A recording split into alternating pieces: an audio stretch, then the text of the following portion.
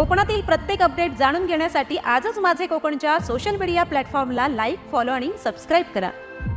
मंत्रिपदाची शपथ घेतल्यानंतर भरत गोगावले यांनी आपली पहिली प्रतिक्रिया व्यक्त केली आहे। यावेळी त्यांनी आपल्या मंत्रिपदाबाबत सातत्याने मिळत गेलेल्या हुलकावणीला अखेर प्रत्युत्तर देत पूर्णविराम दिलाय। पाहुयात या सगळ्या संदर्भात काय म्हणाले आहेत मंत्री भरत गोगावले।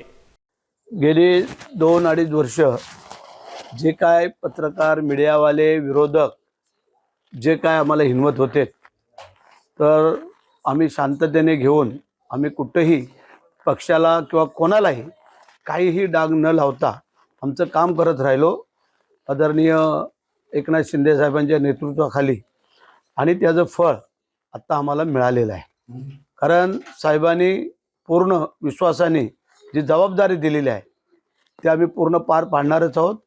परंतु जे काय साहेब जबाबदारी देतील कुठल्या खात्याची, त्यालाही आम्ही न्याय देऊ आणि जनतेची सेवा करू। आणि ज्या एकनाथ शिंदे साहेबांनी आमच्यावरती विश्वास टाकलेला आहे त्याला पूर्ण ताकदीनिशी आम्ही न्याय देण्याचा प्रयत्न करू। आमदार भरत गोगावले यांनी मंत्रिपदाची शपथ घेतल्यानंतर त्यांच्या कार्यकर्त्यांनी आपल्या भावना व्यक्त केल्या आहेत।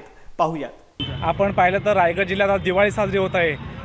1987 साली आमदार साहेब सरपंच झाले आणि 1987 ते 2024 सरपंच, पंचायत समिती सदस्य, 2 वेळा जिल्हा परिषद सदस्य आणि 4 वेळा आमदार आणि आता मंत्रिपद।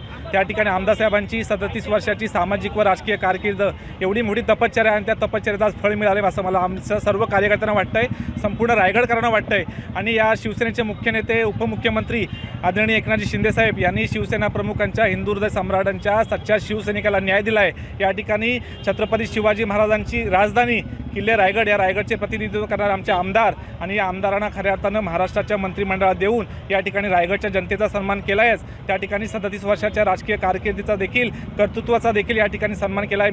सर्व महिला आघाडी खूप आनंदित आहे, कारण लाडक्या बहिणीचे सर्व भाऊ आहेत ते निवडून आलेले आहेत। महायुतीला पुन्हा एकदा कौल मिळालेला आहे आणि बहुतेक जण त्याच्यामधले मंत्रिपदाची आता शपथविधी घेतलेला आहे। त्यामुळे आमचे लाडके भाऊ आता मंत्री झाले, त्याबद्दल आम्हाला खूप खूप आनंद होत आहे।